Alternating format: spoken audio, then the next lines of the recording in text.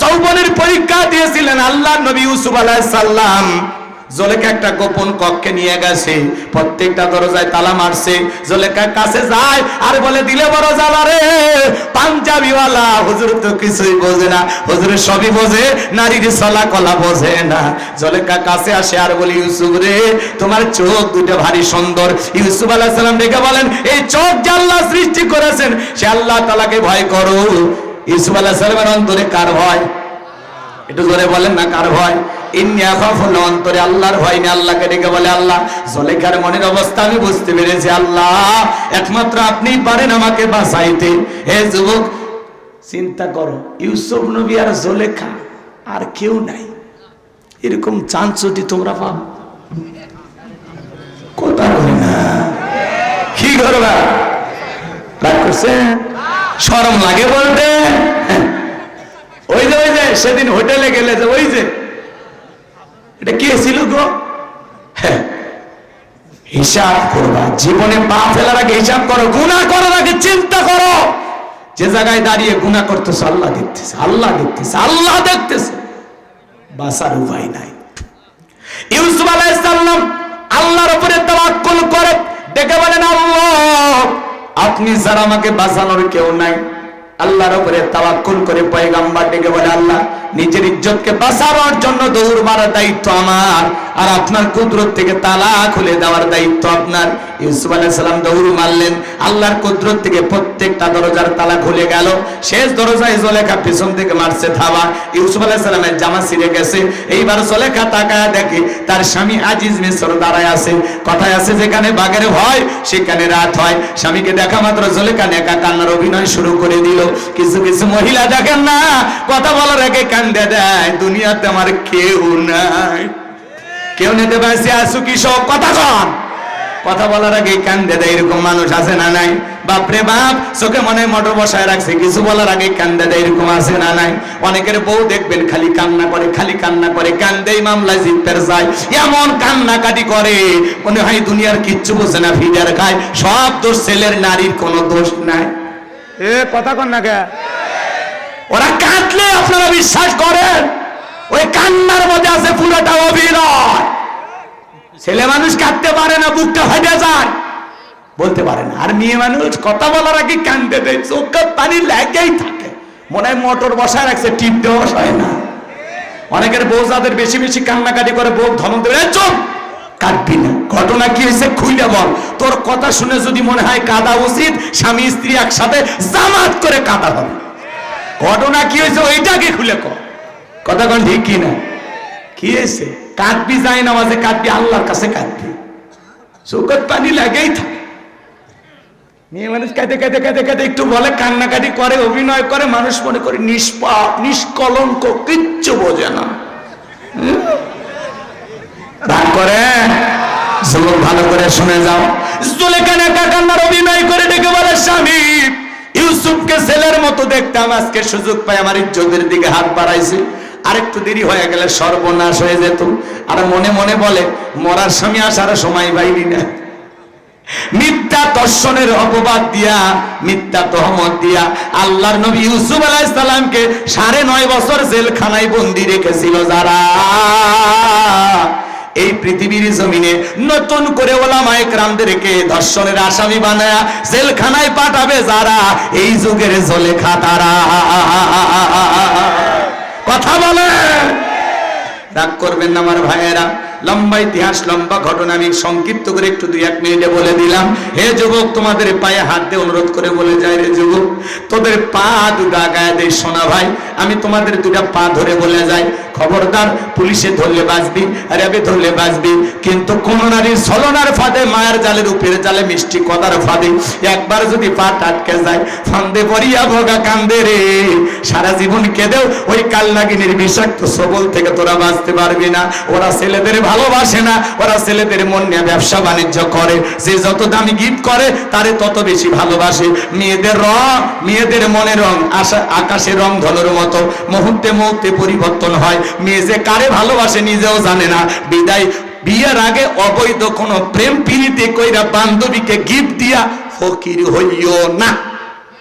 ওই টাকাটা জমায় রাখে পাগল, ওই টাকাটা জমা ওই টাকা জমাইয়া বউরে মহারণা দিয়ে ঘরে তুলবা, কথা হয় না? সারা জীবন পরিশ্রম করে টাকাটা দিয়ে বান্ধবীর লেখাপড়া চালাইলো, অনেক টাকা দিল, গিফট দিল, মোবাইল কিনে দিল, জীবনে কিডনি বিক্রি করে বান্ধবীকে মোবাইল কিনে দেয়। কি প্রেম! প্রতিষ্ঠিত হয়ে আর একটা ছেলে হাত ধরে চলে যায়, তখন বলে আমার কি হলো? তুমি তো কামলা, তোমার সাথে আমার যায় না। এখন ওই এক পুরে গাঞ্জা খায় আর কয় আজও সারা রাত জায়গায় থাকি শেফালির আসে। তুই জায়গায় থাকতে থাকতে তোর চোখ কানা হবি রে, তাও বউ খুঁজে পাবো না। আল্লাহর জন্য রাত জাগে না, আল্লাহর জন্য কাঁদে না, বান্ধবীর জন্য কাঁদে, নাটক সিনেমা দেখে কাঁদে। মুসলমান ভালো হ্যাঁ জানে, যুবক ভালো হওয়ার দরকার আছে না? নাই? কোন কোন যুবক আছে বিয়ের আগে অবৈধ প্রেম ভালোবাসা করবা না। পিতামাতা পছন্দ করে বিয়ে দেবে যেখানে, বরকত আছে সেখানে। মা বাবার পছন্দের মেয়েকে কারা কারা বিবাহ করবা হাত তুলে দেখাও। যারা বিয়ে করেনি হাত তোলো, তোলো। খবরদার অবৈধ কোনো প্রেম ভালোবাসা করবা না। যারা মা বাবার মনে কষ্ট দিয়ে পালিয়ে যায় বিয়ে করে, এরা কোনোদিন দাম্পত্য জীবনে সুখী হতে পারে না। কথা বলে ঠিক কিনা? পিতামাতার দোয়া আছে যেখানে, কল্যাণ আছে সেখানে। মুরব্বীদের দোয়া আছে যেখানে, বরকত আছে সেখানে। একা একা মাতবাড়ি করে বিয়ে করিস না, জীবনে সুখ পাবি না। 20 বছর বয়স হয়নি, বাড়িতে আসে আব্বা উত্তর বেড়া লাখিকে আমি কথা দিয়েছি, রাজি থাকলে 1 চাপুন, না হলে 2 চাপুন। পিতামাতা রাজি হয় না, পালিয়ে যা বিয়ে করে। কথা কয় না কে? পরে জীবনে আর সুখ থাকে? ফোন দেখে আব্বা কি ভুল করছি, ভুল তো করবি বেটা। বাবা মা তাদের দাম্পত্য জীবনে অনেক কি আসে, বাস্তব অভিজ্ঞতা আসে। কোন পরিবারে কেমন ফ্যামিলিতে কেমন মেয়ের সাথে বিয়ে দিলে তোমার জীবনটা ভালো চলবে, মা বাবার চাইতে তুমি বেশি বোঝো। খবরদার যুবক, আল্লাহ তোমাদেরকে পরিবর্তন করে দিক। জোরে বলুন আমিন। তাহলে 4 নাম্বার, ওয়াল্লাযীনা হুম লিফুরুজিহিম হাফিজুন, নিজের যৌবনটাকে সংযত রাখা, নিজের যৌবনটাকে কন্ট্রোল করা। তাহলে মুমিনের যৌবন হোটেলে বিক্রি হবে না, পার্কে বিক্রি হবে না। কথা বলেন ঠিক কিনা? মুমিন যৌবনকালে বেশি বেশি ইবাদত করবে। কা হে যুবক, এই যৌবনকালে লম্বা সময় রুকু করবা, লম্বা সময় সিজদা দিবা, বেশি বেশি করে আল্লাহর ইবাদত করবা। করবা তো ইনশাআল্লাহ? আল্লাহ যুবকদের কবুল করুন, জোরে বলুন আমিন। 5 আর 6 নাম্বার গুণাবলী আল্লাহ রাব্বুল আলামিন বলেন, ওয়াল্লাযীনা হুম লিআমানাতিহিম ওয়া আহাদিহিম রাউন। 5 নাম্বার হলো আমানত রক্ষা করা। এই জীবনটা আমানত, ছেলেমেয়ে আমানত, স্ত্রী সন্তান আমানত, আল্লাহর দেওয়ার সময় আমানত, জানমাল টাকা পয়সা যা কিছু সব আল্লাহর দেয়া আমানত। বক্তার কাছে শ্রোতা আমানত, ইমামের কাছে মুসল্লি আমানত, শিক্ষকের কাছে ছাত্র ছাত্রী আমানত, নেতার কাছে দেশের জনগণ হলো আমানত। কথা ঠিক আছে? রাগ করবেন না। ডাক্তারের কাছে রোগী হলো আমানত। কথাকে বুঝতে পারতেছেন? এইভাবে যদি হিসাব নিকাশ করেন, আমরা সবাই আমানতদারিতার ভিতরে আছি, বিদায় আমানতের খিয়ানত করা যাবে না।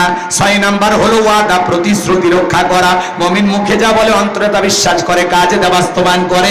মুমিন কোনোদিন প্রতিশ্রুতি ভঙ্গ করতে পারে না। মুখে যা বলবেন অন্তরে তা বিশ্বাস করবেন, কাজে তা বাস্তবায়ন করবেন। মুমিন কোনোদিন প্রতিশ্রুতি ভঙ্গ করতে পারে না। কথা বলেন? রংপুর পীরগঞ্জে মসজিদের জন্য সিমেন্ট চাইলাম, ভাই 100 বস্তা কে দেবেন? আল্লাহর কাছে দোয়া করব। একজন হাত তুলে বলে, হুজুর আমি দিব। পরে মসজিদ কমিটি সার ঢালাই দেওয়ার সময়ের কাছে চলে গেছে, ভাই 100 বস্তা সিমেন্ট দিতে চাইলেন। কারণ হুজুর এমন ভাবে বলছিল, আবেগের ঠেলা হাত তুলছে, আমি দেবো 1 বস্তা। তাহলে বলেন তো ওরা কি ঠিক আছে? মাহফিলে এসে ওয়াদা দেয় 4 বস্তা 5 বস্তা সিমেন্ট দেবো, 1-2 হাজার টাকা দেবো। হুজুর মাদ্রাসার হুজুর, মসজিদের ইমাম, স্যান্ডেল ক্ষয় যায়, তার পকেটের টাকা বার হয় না। এ কথা কর না কে? এলে ওয়াদা না ভণ্ডামি? ওয়াদা ঠিক রাখবেন, মুখে যা বলবেন অন্তরে তা বিশ্বাস করবেন, কাজে তা বাস্তবায়ন করবেন। মুমিন কোনদিন প্রতিশ্রুতি ভঙ্গকারী হতে পারে না। সামনে কিন্তু ওয়াদা দেওয়ার মৌসুম আসবে, নেতাদের আবির্ভাব ঘটবে, ওরা এসে মাইক ধরে ওয়াদা দেবে। বাপরে বাপ, ওয়াদা দিতে দিতে 152টা তালিকা। মেহমান আসছে, উনি এটাই ভাই, হ্যাঁ ঠিক আছে, দেখা হয়েছিল তো। তাহলে আর না, বস এসে গেছে যে কিসের বলে না। 6 নাম্বার, জবানের ওয়াদা ঠিক রাখবেন তো। বইয়ের কাছে ওয়াদা দিচ্ছেন, ওইটা এদিক সেদিক হলে সমস্যা নেই, কিন্তু মানুষের কাছে যে ওয়াদা দিবেন এগুলো যেন কখনো উলট পালট না হয়। সামনে নেতারা বলবে দেখেন না, আর আমার আগামীতে যদি নির্বাচিত করতে পারেন গাছ দেব, বিদ্যুৎ দেব, উন্নয়নের চরে ভাসিয়ে কবর রচনা করব। মানে এমন ডায়লগ দেবে রে ভাই, আপনি পাগল হয়ে যাবেন। ঘরে ঘরে চাকরি, ঘরে ঘরে দিছে লাশ আর মামলা। এর আগের ম্যাডাম কথা কন, সামনে যারা আসবে ওনারা কোন সুরতে আসবে আমরা জানি না, কিন্তু যারা বেশি প্রতিশ্রুতি দেয় এরা কাজ করে না, এটা মাথায় রাখবেন। আর যারা কথা কম বলে এরা কাজ বেশি করে। কথা বলেন, চাপাবাজদের চিনে রাখা লাগবে।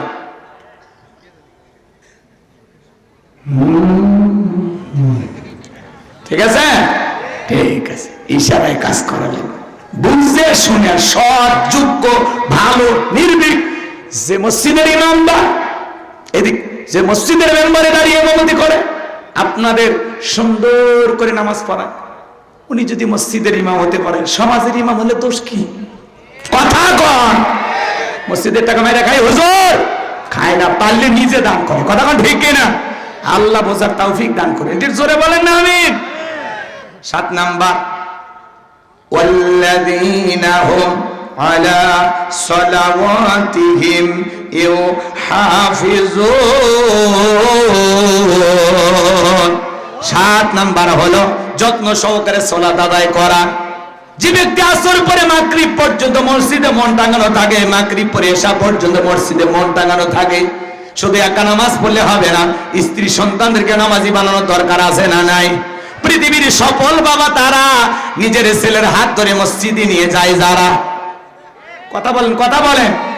শুধু একা নামাজ পড়লে হবে না, একটা পরিবারে 4 জন সদস্য সবাই যদি নামাজ পড়ে ভালো লাগে না, খারাপ লাগে। সূরা তাহরিমের 6 নম্বর আয়াতে আল্লাহ তাআলা স্পষ্ট করে জানিয়ে দিয়েছেন, হে ঈমানদারগণ, নিজেরাও জাহান্নামের আগুন থেকে বাঁচো, তোমার আহল পরিবার পরিজন যারা আছে তাদেরকে জাহান্নামের আগুন থেকে বাঁচানোর চেষ্টা করো। কথা বলেন ঠিক কি না?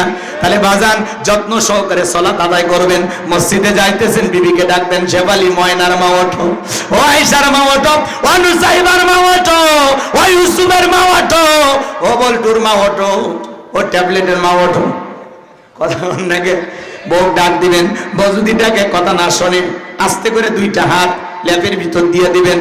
কথাকে বোঝেন নাই? পিঠের নিচ দিয়ে ঢুকাইয়া বউকে কোলে তুলবেন, আস্তে করে বাড়িতে দাঁড় করায় দিয়ে বলবেন, সোনা তুমি বাড়িতে নামাজ পড়ো আর আমি মসজিদে গেলাম, শুধু তোরে দুনিয়ার সাথী চাই না, আমি তোরে জান্নাতেও নিয়ে থাকতে চাই।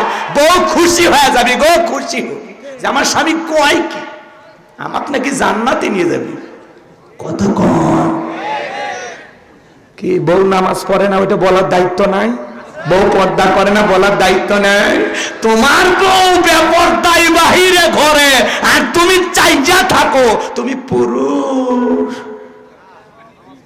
বউ পার্সোনাল জিনিস, পাবলিসিটি করার জিনিস না, একা দেখার জিনিস। কথা কন নাকি? আজকে যুব সমাজকে ধ্বংস করছে এই মোবাইল। মোবাইল এই মোবাইলের ওজন কম, কিন্তু মোবাইলের মাধ্যমে পাপের ওজনটা অনেক বেশি। কথা না? ধ্বংস করছে না মোবাইল। সারা রাত ল্যাপের ভিতরে দেখে মেয়েও মানুষ, সেটা বস করা যায় না। 7 নাম্বার, যত্ন সহকারে সালাত আদায় করুন। পারবেন তো ইনশাআল্লাহ?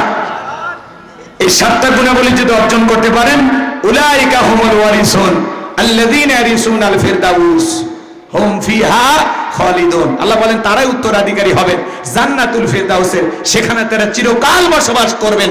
আল্লাহ কোনোদিন জান্নাত থেকে বের করে দেবেন না। চিৎকার মেরে বলেন সুবহানাল্লাহ। কারা কারা জান্নাতুল ফিরদাউসে যেতে চান, এই 7টা গুণাবলী আমল করতে চান, হাত তুলে দেখান। আল্লাহ আল্লাহ তোমার গোলামদের আমল করার তৌফিক দান করুন। জোরে বলুন আমিন। আমল করবেন তো ইনশাআল্লাহ? ফজর পর্যন্ত ওয়াজ চলবে তো ইনশাআল্লাহ? আল্লাহ কবুল করুক। জোরে বলুন আমিন। আমার ভাই এসেছেন, অনেক কথা বলবেন। শাইখ অধ্যক্ষ আবু নসর মোহাম্মদ ইয়াহিয়া, তিনি এখন বয়ান করবেন, আপনার কথা শুনবেন। বেঁচে থাকলে আবারও দেখা হবে। যুবক, অনেক রাত হয়েছে, তোমাদের জন্য তেমন কিছু বলতে পারি নাই। এত রাতে আসলে হয়ও না, ভাঙ্গা বাজারে চাঙ্গাবাজ করা কঠিন হয়ে যায়, অনেক রাত। শুধু আপনাদের মহব্বত আর ভালোবাসায় কিছু কথা বললাম। আমার ভাইকে মাইক দিয়ে দেন, দেরি করেন না। আসসালামু আলাইকুম ওয়া রাহমাতুল্লাহ।